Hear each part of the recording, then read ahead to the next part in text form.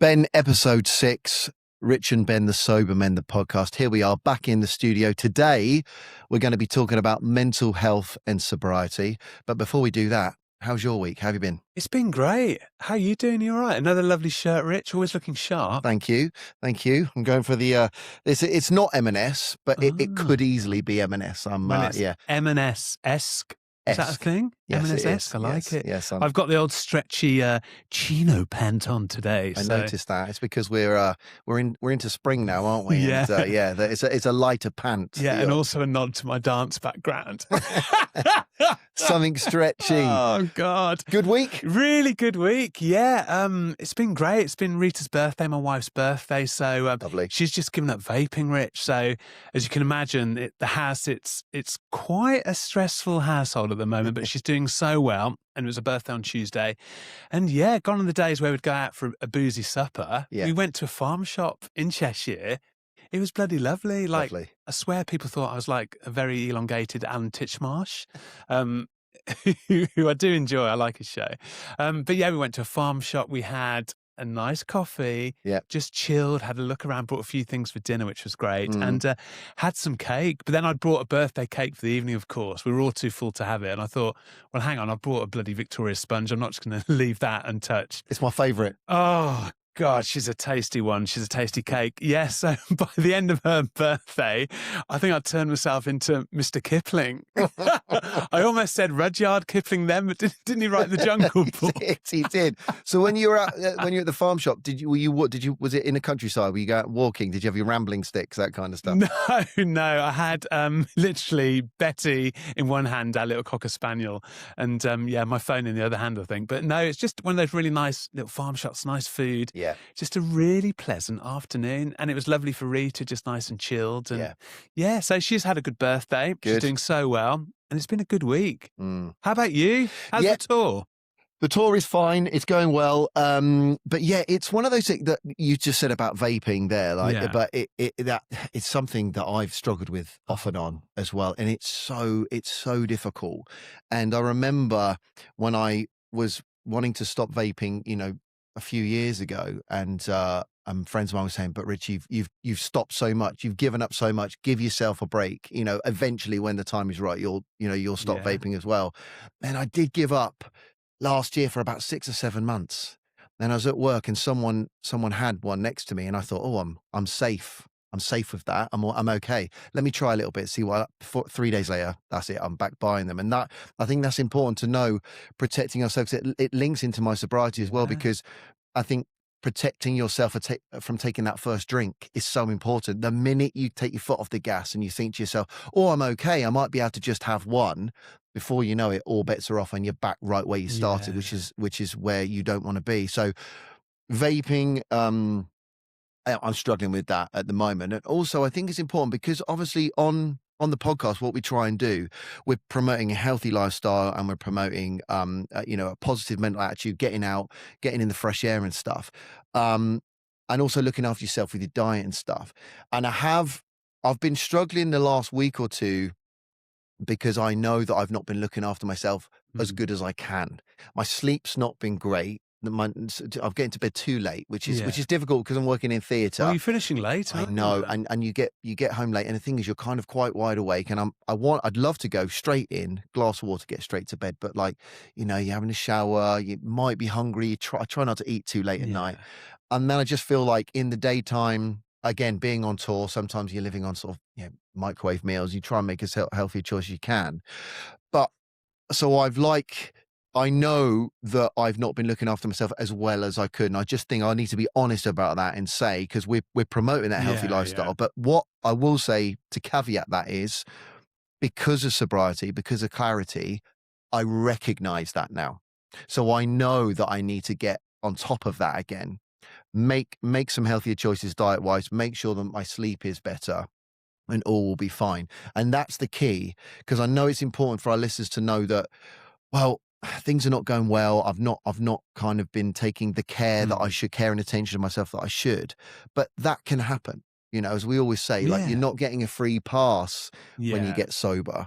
But what it does do is give you a bit of mental clarity to be able to recognize when the changes need to happen again. And you need to get yourself back on the tracks. Listen, I'm great. Everything's fine. Yeah. Oh, that's like good. everything's balanced, but it's just sort of diet and sleep has not been great for me. And I recognize that, and I know that I need to get myself back into those healthy patterns, which are important. I just wanted to be honest about that, just because we are, we're excitable guys, and we love to share our sobriety journey and how things are much better, and they are. So I just wanted to be honest, because I want to encourage our listeners and viewers to be honest if they've had a bad week or a couple of bad weeks. Chat about that, recognize that, own it, and then know what you need to do to try and get yourself back, which I think is important. Yeah, and that honesty is great, Rich. But also, I'd say, as a mate and fellow creative, don't beat yourself up. Like on tour, I don't know if people who work in offices or wherever, if you've have a job trip somewhere, you're in a hotel for 1 or 2 nights. You're probably sick of like the hotel burger, the hotel club sandwich, dry. It's very hard to eat healthily when you're on the road, and when you're on tour with a show like Rich's. You're away week after week, different environments. Invariably, it's a bing, bing meal, the old microwave meal, 3 minutes, pierce the film, a bum, bum, bum, you're done. So don't beat yourself up. You're looking good. And like you say, you recognise it. And I'm sure you eat as healthily as you can, mate. You're looking fit. You're looking strong.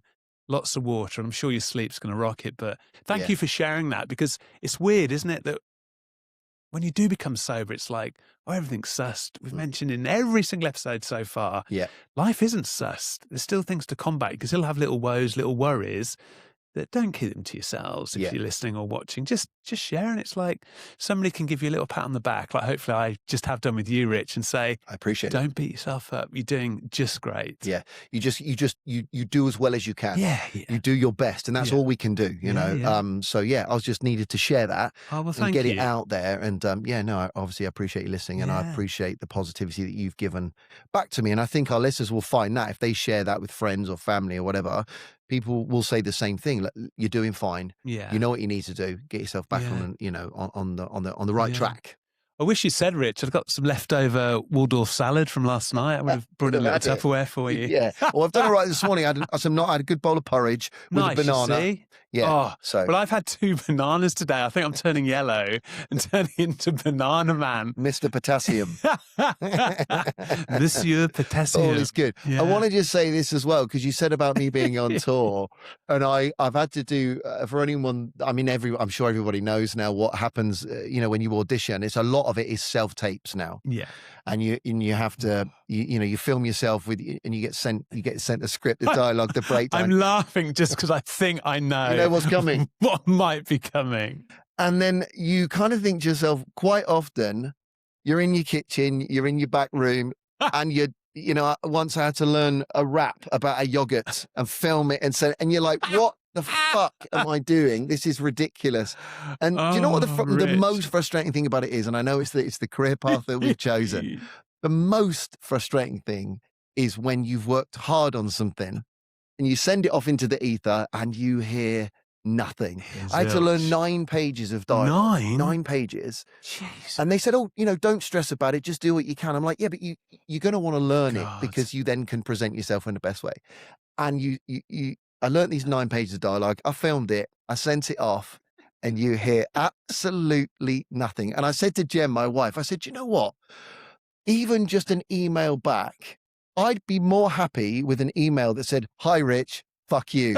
Sign the casting team." I would prefer that. Yeah, at least you know, right? Nothing, because with Rich. any interview, you just put, once you hear back it's a no, you put it to bed, you move on. Yeah, but I just find it so disrespectful, and I think as a casting director, that's your job to get in touch with people. Just say, listen, you've learned 9 pages of dialogue. Yeah. We really appreciate it. We've gone another way, and that's fine. Yeah. 95% of things you audition for, you don't get. Yeah. So that's just been adding into not having great sleep and my diet not being great. That kind of thing on top of it, you're just like, it winds you down. But when you talk about it like this, it takes the power out of it. And it's I know funny. exactly what you're on about. I did one last year. So self-tape you do, and it's quite good because it saves you going to meet the casting director.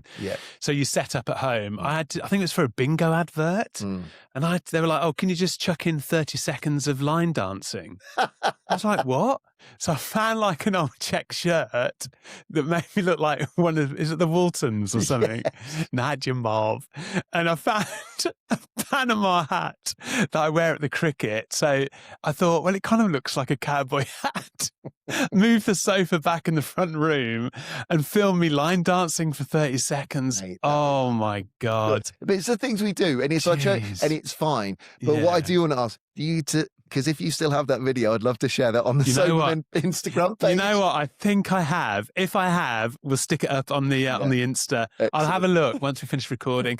And then another one, just to finish quickly, I actually got it. It was a People's Postcode Lottery advert. Oh. So I was Mr. Tall Guy at the front door. So that's why being 6'6" helps. So perfect. I've been tall guy in the shower for Radox back in 1962, tall man in a Tic Tac advert. But I was Mr. Tall Man, Mr. Tall Door coming out of a door for this People's Postcode. You know, someone's knocking at the door, someone's ringing my bell. That one. Yeah. Sorry, you'll have that in your head all day now if you're listening or watching. I do apologise. But yeah, so for that self-tape, I set up on my doorstep. And the script was like, can you pretend to be waving to a neighbour? So it's so funny. Yeah, it is. But yeah, the things we do, my goodness. But it's good we can chuckle about it. It's very true. And if you've got that video, let's stick it on the Instagram. I will have a look. So that's a nice link actually, because talking to the Instagram and the Tickus Tockus and all that, we've been having so many lovely comments and emails and DMs sent to us. Thank you, everybody. Yeah, thank you so much for everyone that's written in, everyone that's tagged us in stories and written nice comments about the podcast, which is so nice because it means that we're reaching people and we're helping people. And just for our listeners, you must know that like you sending in comments and emails saying that we're helping you, that in turn that helps us as well, because that tells us that we're doing the right thing, sharing our stories and hopefully giving that a few Easter eggs of help and advice and suggestion each week. It's properly fulfilling. I'm not joking. When I get a response through on TikTok or on our Instagram page or on the YouTube shorts, just commenting about a clip we show from the app or, the episode itself, it's so heartwarming to think this is an idea we had to help us and help others. And from our sober heads, it's getting out there and we're getting responses. And this week, one which was just fantastic. It combined my love of exercise and sobriety. It's from a guy called Steve Hookway. Hi, Steve, if you're listening. Hopefully you are. Basically, Steve is a music producer. So check him out. He's on Instagram, Steve_Hookway_music. I think I've got that right. Check him out. Super guy. So he popped up on TikTok, the old Tickus Tockus, as we call it on the pod. And Steve, a video of him running. And I thought, that was cool. It was like one of his tracks. I was like, getting into it whilst chopping the onions for the famous Harlow Spagbolo. And he said, nothing like running in the park, listening to your own music. And I thought, oh, that's cool. That's catchy. Except I wasn't. I was listening to a podcast from Rich and Ben, the Sober Men. When you stop drinking, you realise how many people are quietly on the same journey, working on themselves and trying to be a little better every day. Hearing other people's stories reminds me that I made the right choice. And yes, the track in the video is his. It's called You've Lost Control, which I think is out in April. So check out Steve's page on Insta. He's on TikTok as well, and you can follow him. He's a great guy. How supportive and how lovely that he took the time to do that, to write in, and that we're just helping another viewer. It's properly touching, and honestly, it really means the world to us, doesn't it, Rich? Yeah, it really does. And it's so nice because those kind of things, they pop up out of the blue. We'll suddenly get, a nice message or an email or a video that's been shared. And it just reaffirms to us, as we said, that we're reaching people, we're helping people, which is what we want to do by sharing our stories. And we'll always try to get back to you. We're busy sausages, but we'll get back to you and just show that we really appreciate it, which we do. And thank you, Steve. And, keep running. Keep yourself out in the fresh air, doing your exercise and stuff. Oh, that's great. Fresh air to start the day. We love it. Let's get on to our little regular segment, Who's in the Frame?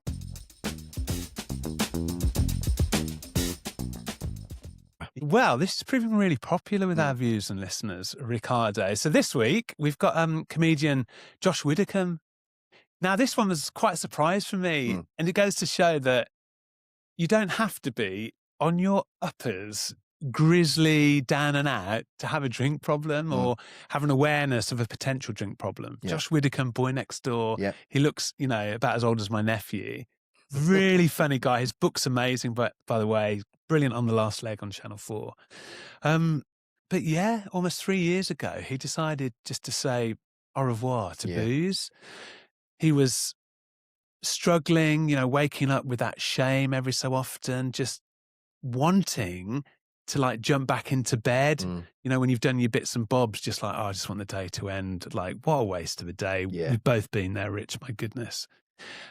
And he's become, a better dad, better husband, is more present. This is what I loved as well. He's enjoying events more. Yeah. Like we touched on this with the out without the alcohol episode. Yeah. He's enjoying experiences more. So he's going to like music festivals like Glastonbury, not for the booze, but for the actual music, which is the whole point in the first place. Yeah. So just to see that, and just spotted it. It wasn't really broadcast. I saw it on his Instagram. It would have been probably about 2 years ago, I think. But yeah, he's alcohol free and it's really serving him. And what a funny guy. He's great. Give him a follow as well. Yeah. And just to see how it's aiding his life and career and happiness. Again, I was like, you just know with people, I was like, that's so cool. Yeah. He's like us. He's one of us. And I love that. So in the frame this week, Josh Widdicombe. Josh Widdicombe. And if you're watching us on YouTube, you'll be able to see that lovely picture of Josh Widdicombe on our coffee table. And also, it was Mother's Day fairly recently. Yeah. And he put on his Instagram page, and I don't know if this is true or not, whether he was just joking, a picture of Anne Widdicombe saying Happy Mother's Day. I saw that. I think it might be a gag. A gag, yeah, because like 4 or 5 pictures of Anne Widdicombe. So, I mean, you never know. You never know, but I wasn't sure. So if anyone does know, DM us that and says if that was authentic. If you can access the Widdicombe family tree, that'd be great. Do. So that's Josh Widdicombe in the frame this week.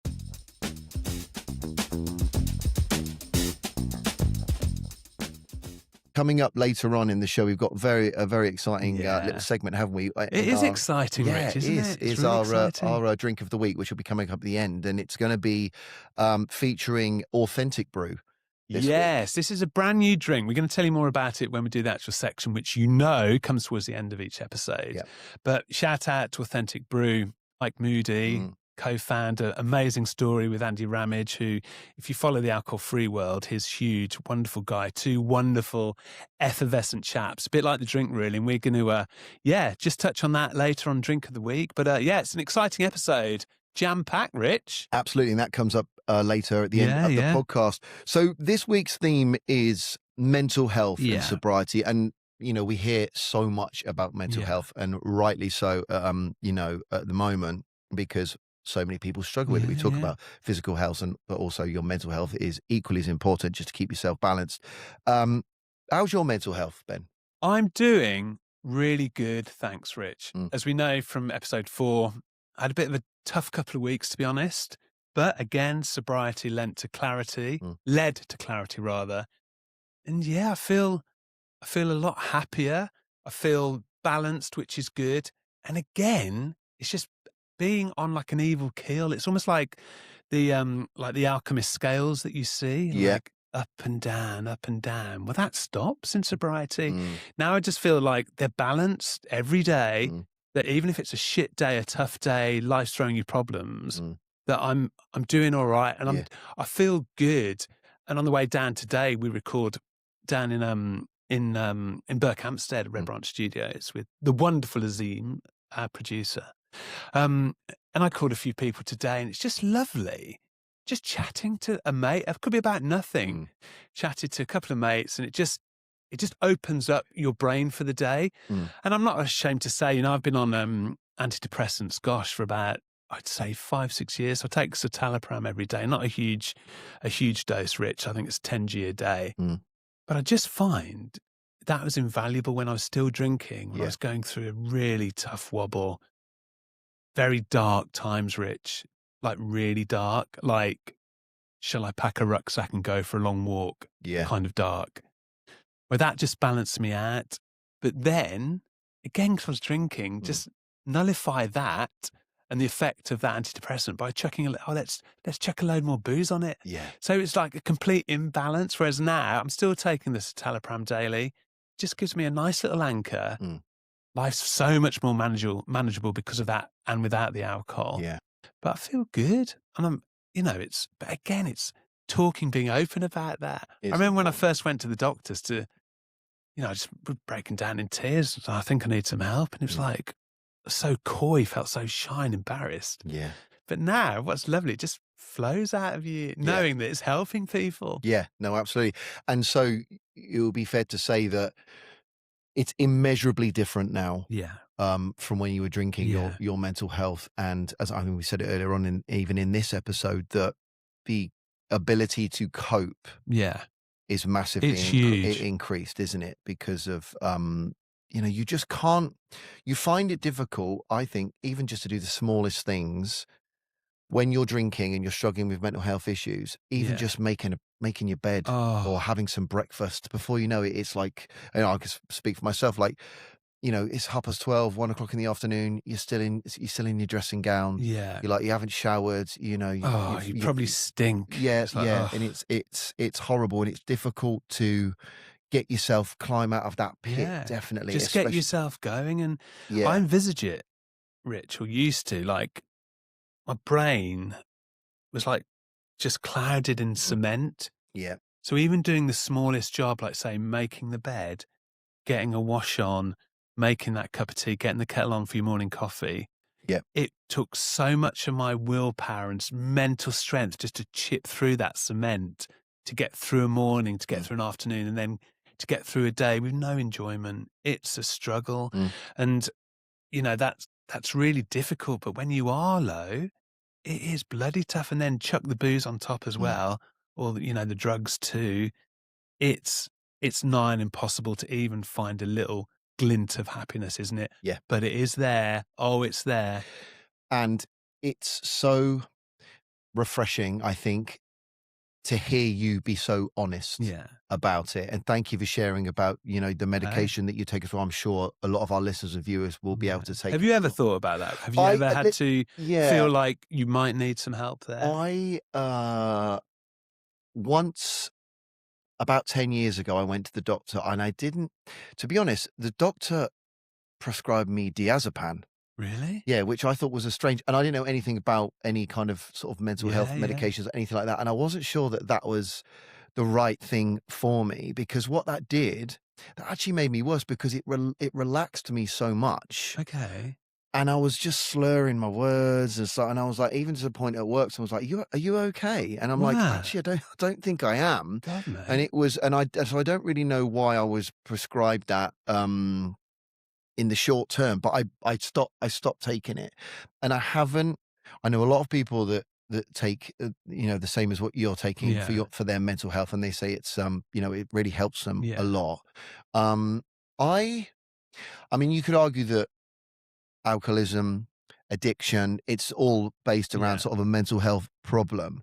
But I think I said this very early on in the series, that I've never felt that I suffered from deep-rooted mental health problems, depression, anxiety. I feel very lucky that I've not felt that. I think that me getting to that point was because I was in deep-rooted active addiction. Yeah. And I think, like, taking a lot of drugs, drinking a lot, not sleeping well, that really exacerbated my mental health condition when I was deep in that. Yeah. And once I found sobriety and I was able to climb out of that particular metaphorical pit, my mental health seemed to improve. And obviously, H2O, water, so important. And obviously good, putting goodness into yourself and not destroying yourself with alcohol and drugs. So I would say that I mean, other people may argue differently. Like, I'd had therapy for a good year, and you unpicked a lot of my past and a lot of the stuff that happened in my life. I personally found that getting into the fellowship that we will talk about on a future episode, and doing the 12 steps, that, to be honest, helped my mental clarity and my mental health much more than therapy did. Yeah. Because I think in therapy, for me, I talk a lot anyway. Like I'm just like, I'm an open book. So I would talk so much about how I was feeling, and like, to the point where eventually it got to the point where I was on my own so much I wasn't talking about anything, which I think was why friends and family were so worried about me, because they knew, like, they were like, something's up here. This isn't the Rich we know. He's disappeared. Like, where is he? Like, he's not talking. So I feel lucky that I don't think I suffered from deep-rooted mental health issues. And I know it happens. People get, we hear the word, we get overwhelmed quite a lot at the moment. And I think probably that has been the case for years and years, decades, centuries, whatever, but people were not able to say, or didn't feel comfortable saying that they were feeling overwhelmed. So I never took antidepressants. I'm not against that, and I would if I got to that point where I feel I needed that to balance me out, I would take them, because I'm very careful these days what I take in a way of, like, I don't take anything with like codeine in it, because I have an addiction issue, and anything that takes me out of myself, and anything that's like slightly mind altering, I know that if I take, for example, like a Nurofen Plus or something that's coded, I get that little, ooh. Okay, the little, I feel quite relaxed. My brain, the way it works, I want more of that. Yeah. And I'll be on a slippery slope, and I can't stop it. So anything like that, I don't take.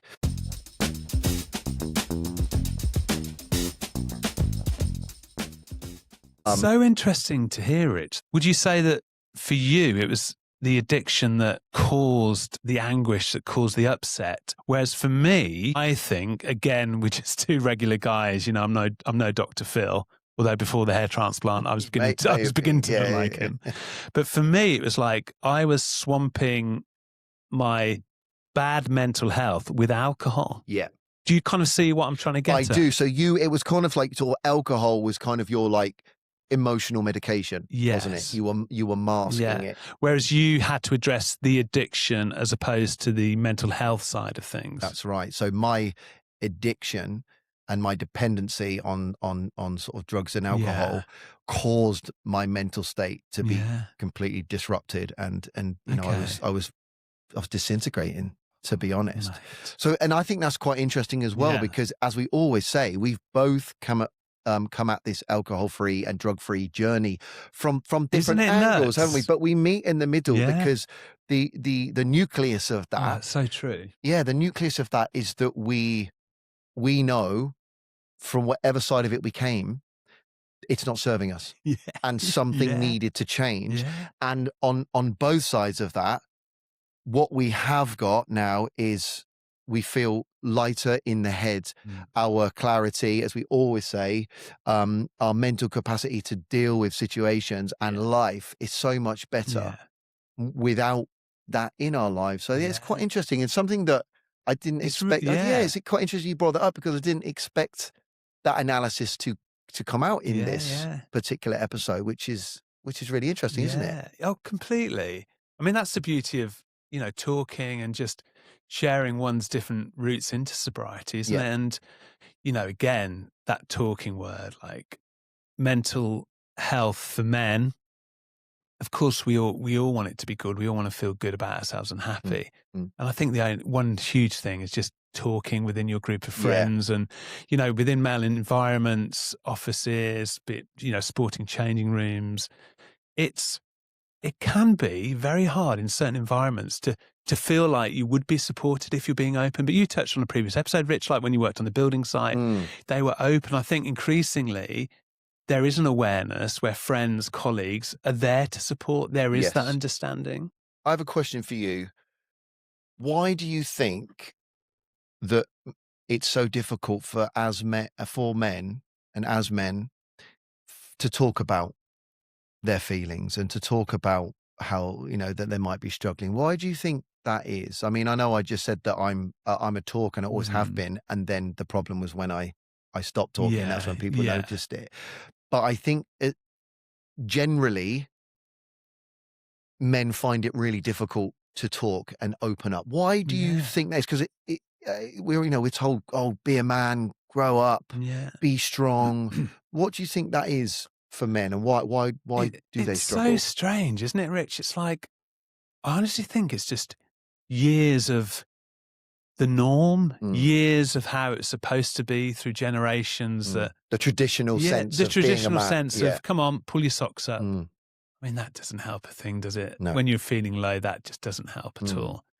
But yeah, I think it's through generation after generation of men have a role. But I'm a big believer of thinking, well, why do men have to be like that? Yeah. We're all kind of neutral human beings, aren't we? And I think if we can just find it within ourselves to open up, whoever you are, it's really going to help. But I think it is a traditional sense of men have to be stoic, hard-edged, the strong type, the strong individual, the strong dad, the strong husband, the strong partner. But that can be kind of fatal. If you're struggling through no fault of your own, through alcohol addiction, through drug addiction, if you're struggling and you can't talk about it, and then you've got this, someone's given you like, oh, by the way, you've won the lucky prize. Oh, you're not allowed to feel these emotions, by the way, because this is the role society wants you to play. Yeah. And you keep that to yourself, it can be fatal. It's so hard, a male's position, especially someone, I'm 50 or what, you 48? 48. 48, nearly 48, still looking good, guys. It's very hard as a bloke our age, isn't it, to be like, you know what? I'm feeling crap.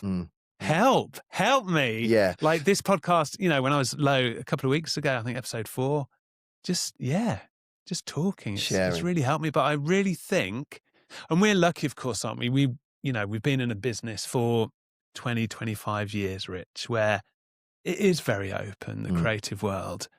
We're open to listening to people, we accept people's different sexualities. It's just, we're all just very open and very accepting. Yeah. But of course, a lot of work environments aren't like that. A lot of households aren't like that. Yes. So of course, the pressure of wanting to open up to somebody about an addiction or something you're worried about can be really hard, especially for some chaps our age. It definitely can. And it's nice. And it's nice to go I want to thank you actually as well, because being able to just chat like this to a mate and be able to be open and that mate be, receive what's being said with openness and kindness. And would you think it would be fair to say as well that men can feel that they might lose a respect if they're not strong, if they're not stoic, as you said? Yeah. But actually, the reality is, to admit there's an issue and you're struggling with something, I would say that you would gain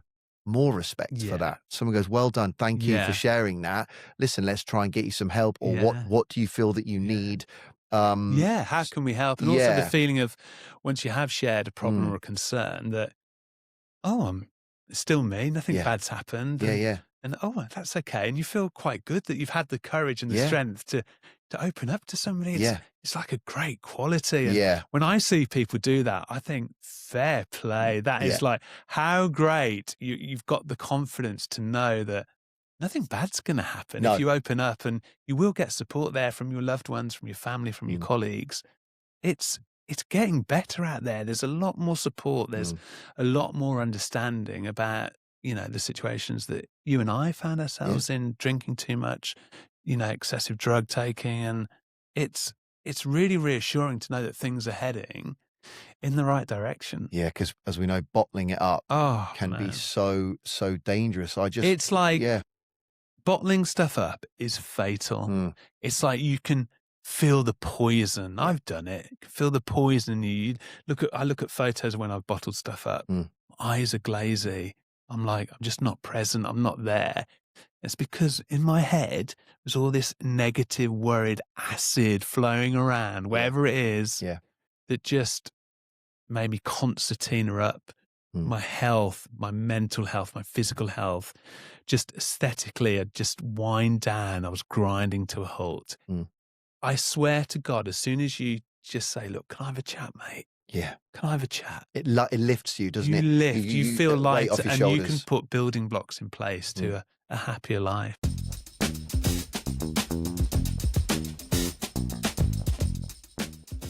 I think sobriety helps our emotional honesty. It forces us to be honest with ourselves, because there's you're not hiding and you're not masking and you're not numbing anything. And I think to be able to be honest with another person with a clear head, there must be, and listen, we're so grateful that we've got each other and we've got a good support network, but we've built that over time, and it does take a little bit of time. If I would just encourage anyone, even if there's one person in your life, even if it's a friend of a friend, if you are really struggling and you want to get clean and sober and you want to kind of start redistributing your mental health in a positive way, if you can just find, even if it's just like you said, mate, can I have a chat? Can I just tell you these things? There is so much, there is support out there. And of course, as we talked about earlier, there's the therapy route, there's the fellowship route. There are people, I'm sure, you can seek out that will be happy to listen to you. But if you can have a clear head when you do that, that's massive, I think, as well. And then the help you are getting really does absorb, it does sink in. I mean, I've had, 3-4 kind of sessions, like groups of therapy, and that's really helped me. But the one thing that's helped me the most out of everything, out of dealing with life, which led to all the booze I was necking, all those bloody pints, all that red wine, it's literally just stopping drinking.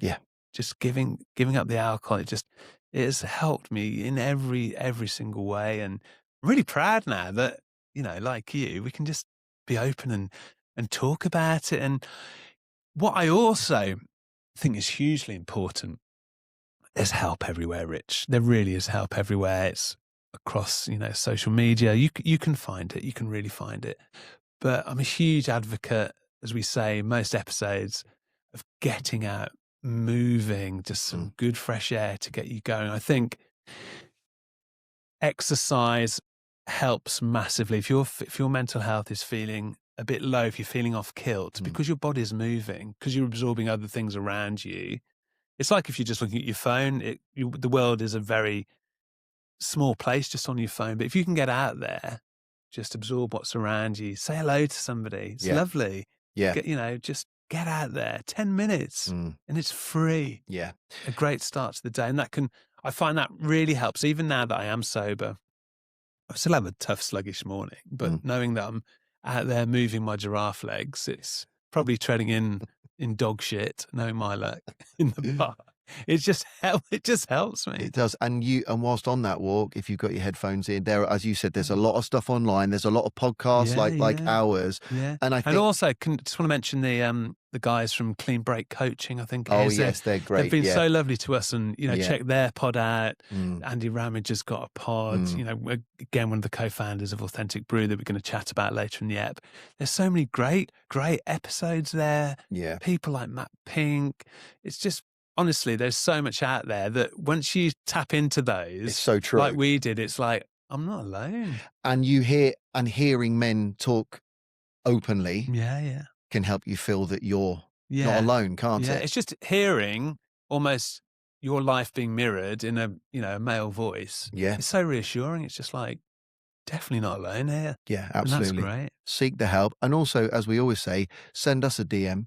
Send us an email, as we've had many in, and we'll get back to you. And if you want some suggestions, like we always say, listen, we're not medical practitioners, we're not therapists, but we can tell you what we did, what the changes we made that may help you. And what I also think is great that, just my feelings are so exposed now. It's like my antennae for life is like buzzing. Whereas for years, I was just numbing reality and my feelings through alcohol, just all those missed opportunities and missed conversations, and what I believed in, what I thought about life were just numbed because I was just fueling all those negative emotions. Just masking it. With a bloody warm pint. Oh, God. So honest conversations, talking to someone, rooted in sobriety. Yes, finding that clarity. I'm writing a song. It's all rhyming here, isn't it? Just You're make like, a start. yeah, the poet. I love it. Yeah, just make a start. So, mate, excellent. That's good. Thank you again for opening up about your mental health problems and your medication that you take yourself. I think definitely people will respond to that and be able to, understand that they might need something like that as well. Yeah, that's so kind of you to say, by the way. But honestly, it's like not something I even think about anymore. Not something that I'm going to be completely honest now about my mental health and, how I had a tough time. It's just part of me now. Yeah. Part of what makes me just appreciate sobriety. Yes, I'm a bit of an odd sausage, but hey, I love it. And I'm sober, and it's lovely that. And as well, if you started drinking because you might have had a tough childhood or so many factors, my God, we could do like the King Lear podcast on nature, that, couldn't nurture, we? all that kind of stuff. But it just does help you. Some moments when you sober think, oh, that's why I might have felt like that when I was younger. And that's maybe why I went and got shit-faced when that happened. Yeah. And so it just can help you in such beautiful little nuggets every day, sobriety, that it's kind of mind-blowing. It is. It really is. It is. And we love it, don't we? Yeah, we do. That is fantastic. I really enjoyed that chat today. It was really interesting. A lot of stuff came out that I didn't know was going to come out or expect it. That's the beauty of just having a good old natter, isn't it? Just chat and get it out. Yeah. I'm excited now. Let's move on to Drink of the Week.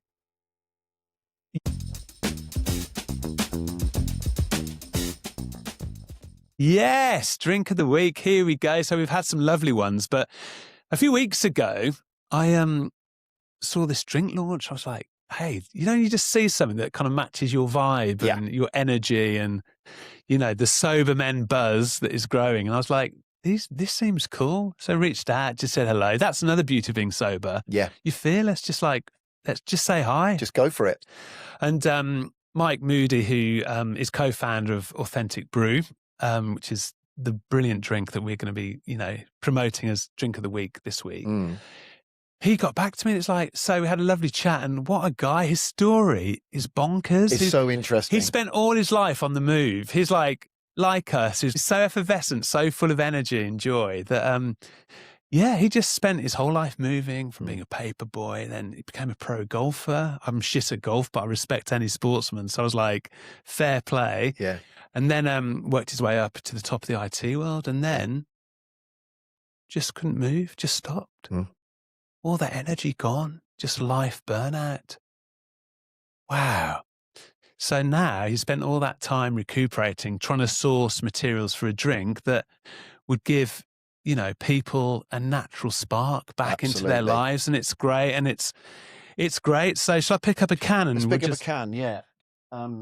There we go. Authentic Brew. It's 100% natural, functional energy drink. I guess it's a natural alternative to, we know Red Bull and Monster and all that kind of stuff. It's sugar-free, caffeine-free, it's alcohol-free. Yeah. It's just full of the good stuff that's going to put a little spring in your step. And there's a lot of stuff in it like lion's mane, for example, which helps clear the brain fog, and it's kind of helps with your focus and stuff, doesn't it? So, but check out Mike on his Authentic Brew page on they're on Instagram, TikTok. They're great. Immediately you'll get the vibe of like, oh, that looks sexy. It's like some sexy marketing there. Okay, so the cans are open. Do you want to go first? Yeah. Oh. Good. That's tasty. Feels very refreshing as well. Oh, it's lovely. Really fresh. Really nice. 100% natural, functional energy drink. Nice. Yeah, mind, body, and soul. Lovely. I do love it. Let's have another sip. Oh, that's very nice. Authentic Brew. Yeah, so Mike and his co-founder Andy Ramage, two great guys, but they like to have buzz as well. They like to have vibe, which is kind of cool. So they're offering listeners and viewers 10% off all Authentic Brew bundles. So if you want to hear more of their story, which is crazy, it's brilliantly crazy. Yeah. And the code to get the 10% off a bundle of Authentic Brew, which are great, then drop us a DM. We can connect with you and we can give you the code, and you can enjoy a nice, refreshing alternative to a coffee, a tea. Yeah. It's really fresh. It's refreshing, and it will help you focus. Yeah. Natural functional energy drink, and it's really nice. It's really tasty as well, because sometimes you get these kind of drinks and you're like, well, that doesn't taste so good. This actually tastes really lovely as well. It's really nice, isn't it? Really fresh. Feed your authentic. So that was our drink of the week this week. Oh, love it. It's been another good chat. And again, just anchoring the subject of mental health, mental clarity that sobriety just brings. It's kind of good. And I will try to dig out the line dancing video. Please do. We'll get that on the socials. And have a look. That was our episode on mental health and sobriety. And we'll see you on the next one. See you next time, Rich.